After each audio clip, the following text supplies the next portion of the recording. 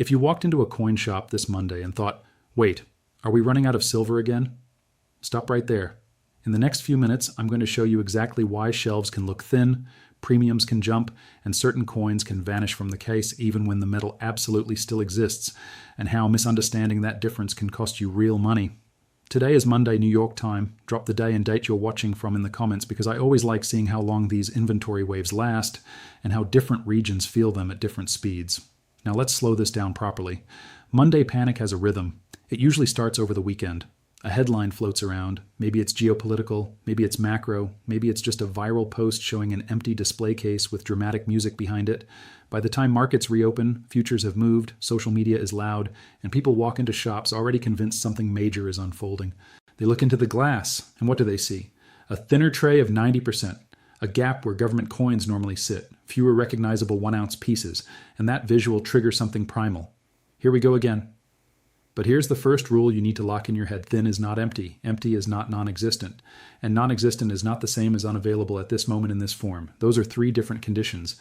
Most people collapse them into one emotional conclusion. So let's separate the layers. Layer 1. Does silver exist? Yes, there are billions of ounces above ground. Mines are still producing. Industrial scrap is generated every single day. Jewelry is recycled. Institutional bars move between vaults constantly. Layer 2. Is wholesale silver moving? Yes. Large bars trade over the counter, industrial buyers hedge, ETFs rebalance, refiners process incoming material every week. Layer 3, is the exact retail-ready product you want sitting in the display case right now? That's the only layer that fluctuates dramatically, and that fluctuation is what creates the illusion of shortage, because retail-ready product is the narrowest choke point in the entire system. Let me give you a clean analogy. Imagine a warehouse full of flour, tons of it, pallets stacked to the ceiling. Now imagine a bakery that turns that flour into loaves of bread. If the ovens slow down, the bread shelves go empty, even though the flour warehouse is full. Silver works the same way. Metal can exist in raw or semi-processed form, while finished retail product temporarily thins out. Now let's talk about why Monday amplifies this. Over the weekend, retail buyers have time to think. They read articles, they scroll, they compare charts, they place online orders late Friday night or Saturday. Dealers come in Monday morning with allocations already spoken for. Inventory looks lighter before the first walk-in even happens. Then futures move overnight. Maybe silver gaps up 50 cents. Maybe it dips and rebounds. Dealers hesitate for a moment while repricing. Some items temporarily come off the board while premiums adjust. So the case looks thinner. Not because the planet ran out of silver, because the pricing window is recalibrating. Now add scrap dynamics. When volatility increases, refiners often adjust intake terms, not because they can't refine, but because pricing risk increases when markets swing fast. If a dealer buys a large batch of alloyed scrap today, but price drops sharply before payout is locked, their margin disappears. So what do? They widen buy spreads, they slow intake, they become selective, which slows replenishment of certain categories, which makes trays look lighter. Again, congestion, not extinction. Now here's something that fuels panic more than anything else. Premium divergence. Spot might be flat, but premiums widen on specific products. People see higher premiums and assume shortage, but premiums reflect fabrication cost, shipping, replacement risk, and perceived demand intensity. If a dealer isn't confident about how fast they can restock government coins, the premium widens to protect against that uncertainty. That's not drama, that's math. Now let's zoom into product categories because this is where optics get misleading. Official government coins usually disappear first. Why? Trust, familiarity, recognizability. They're easy to explain to a spouse, easy to resell, easy to identify. When nervous buying hits, people grab what feels official, so those slots empty first. Meanwhile, generic rounds may still be available, 10-ounce bars may still be available, kilo bars may still be available, but nobody films the full tray of generics. They film the empty slot of the popular coin, and narrative spreads faster than nuance. Now let's talk about 90% silver because that's where a lot of confusion starts. 90% coinage is alloyed. It needs refining before it becomes new bars or coins. If refiners are operating on tighter intake schedules or cautious pricing terms, dealers become selective in buying large volumes of alloyed silver. So buyback spreads widen. Sellers feel slighted. Internet rumors begin. They're not buying junk silver. That doesn't mean silver is unwanted. It means the processing lane is temporarily tight. The dishwasher is slow. And when the dishwasher is slow, plates stack up. That's plumbing, not collapse. Now I want you to think about this calmly. If there were a true systemic shortage, meaning metal could not be sourced at any reasonable price, what would you see? You'd see uniform scarcity across all categories. You'd see extreme premiums across generics and government coins. You'd see wholesale delivery disruptions. That's not what thin retail trays alone indicate. Thin trays often indicate timing imbalance. Retail demand surge plus fabrication lag equals visual thinness. Now let's connect this to deficit talk. Yes, the silver market has experienced periods where total demand exceeds newly mined supply. That's a deficit. But deficits can be bridged by recycling and above-ground inventories. A deficit does not automatically equal shortage. A shortage means price must rise dramatically to coax out supply. We are not seeing universal price coercion across every form of silver. We are seeing friction at retail bottlenecks. That distinction matters. Now here's how you use this information intelligently. When inventory looks thin, don't ask, is silver gone? Ask, is this specific product category thin? Are generics available? Are larger bars available? Are premiums widening evenly or selectively? Are buyback spreads expanding on alloyed metal? Those questions reveal plumbing. And plumbing reveals whether you're looking at noise or structure. Now let's talk psychology for a moment. Why does thinness trigger such strong reactions? Because humans respond to scarcity signals quickly. Empty shelves in grocery stores during storms train the brain to react. But precious metals markets are not grocery stores. They are multi-layer supply chains with lag times. Lag times create optical illusions. And if you don't understand lag, you overreact to optics. Now here's the practical takeaway for buyers. Monday panic can create mispricing. If everyone rushes to grab official coins, generics may offer better ounce per dollar value. If alloy buy spreads widen temporarily, patient buyers might find discounted opportunities. If premiums spike irrationally on one category, you can pivot. Calm creates advantage. Emotion creates overpayment. Now let me ask you something directly. If you walked into a shop and saw thin government coin trays but full generic trays, what would you do? Would you grab the last official coin at elevated premium? Would you pivot to generics? Would you wait? Your answer reveals your strategy. Comfort strategy or value strategy. Neither is wrong, but panic is always wrong. Now zoom out one more time. Silver inventory can look thin because weekend buying cleared allocations. Overnight price movement caused temporary repricing. Refiner intake tightened on alloy. Fabrication capacity is finite. Product preference surges hit specific categories first. None of those require global disappearance of metal. They require timing friction, and friction clears. Refiners catch up. Mints increase throughput. Dealers restock. The display case fills again, until the next wave. That's how dynamic markets operate. Now, could structural tightening develop over time if industrial demand remains strong and investment demand spikes simultaneously? Yes, that's a longer-term macro conversation. But that is different from Monday optics. Monday optics are usually plumbing. Macro shifts are structural. Learn the difference. Because if you confuse plumbing for collapse, you will overpay. If you ignore structural tightening, you may underprepare. Balance matters. So here's the grounded bottom line. Silver inventory can look thin even when metal exists because the transformation from scrap and wholesale bars into retail-ready product takes time, capacity, and stable pricing conditions. When those conditions wobble, the display case reflects it first. That's congestion, not extinction. Before you assume something unimaginable is happening, zoom out. Separate global supply from retail fabrication, separate deficit from shortage, separate optics from plumbing. The boring mechanics, refining schedules, buyback spreads, fabrication lead times, are where the real story hides. And if you focus there instead of reacting to Monday panic, you'll make better decisions when the room gets loud. As always, this is for education and discussion. Do your own homework, understand your own goals, and next time silver inventory looks thin, ask better questions before you draw big conclusions, because if we stop the conversation at it's just plumbing, we're still missing the deeper layer that actually determines whether thin shelves stay temporary or evolve into something more structural. So let's keep going, because the difference between a traffic jam and a structural tightening event isn't what you see in the display case. It's what's happening in the flow underneath. Now think about how silver actually moves through the system. You have mines producing concentrate. You have refiners turning that into pure metal. You have large bars poured for wholesale settlement. You have mints fabricating retail coins and rounds. You have distributors allocating product to dealers. You have dealers managing inventory against fluctuating demand.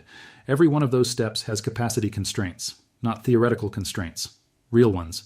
Labor, energy, equipment, financing, and most importantly, time.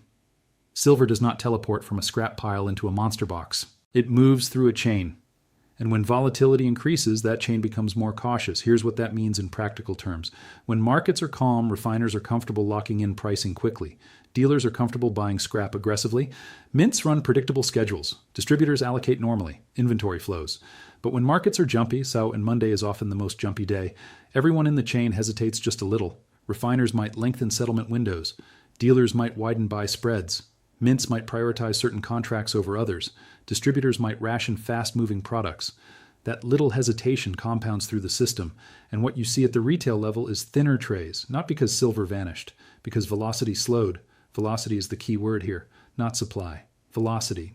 You can have the same total amount of metal in the system, but if the speed at which it moves decreases, availability feels tighter. Now let's connect this to something even more important, financing. Most people imagine metal dealers operate like simple buy low, sell high shops. In reality, there's financing involved. Inventory is capital. If a dealer buys $500,000 worth of scrap, that's $500,000 tied up until it's refined and paid out. If settlement stretches from days into weeks, that's working capital frozen. Multiply that across multiple dealers during volatile conditions, and flow tightens further.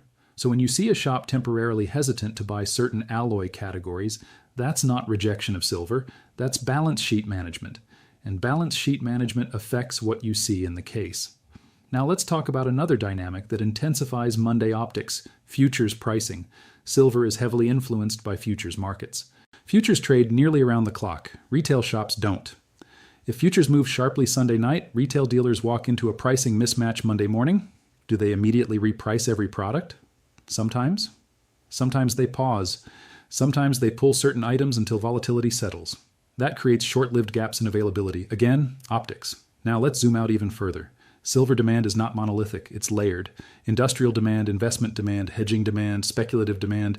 These layers don't move in sync. Industrial buyers are methodical. They hedge months in advance. They don't panic buy because of one headline. Retail buyers are emotional. They react faster. Speculative futures traders react fastest of all. So when retail demand spikes quickly while industrial flows remain steady, the retail layer feels tight first. That doesn't mean the industrial layer is starved. It means the visible layer is stressed. And because the visible layer is what most people see, narrative forms quickly. Now let's address something important. Thin inventory can actually coexist with heavy inbound supply. That sounds contradictory, but it isn't. Imagine this. Price rises quickly. People bring in scrap to sell. Dealers buy aggressively. But refiners are slow to process. So inbound supply increases at the same time outbound product slows. Metal accumulates in semi-processed form. Dealers feel cash tight. Retail-ready trays thin. From the outside, it looks like scarcity. From the inside, it looks like backlog. That distinction matters. Because backlog clears, scarcity escalates. Now let's talk about escalation risk. What would have to happen for thin retail trays to evolve into something more serious?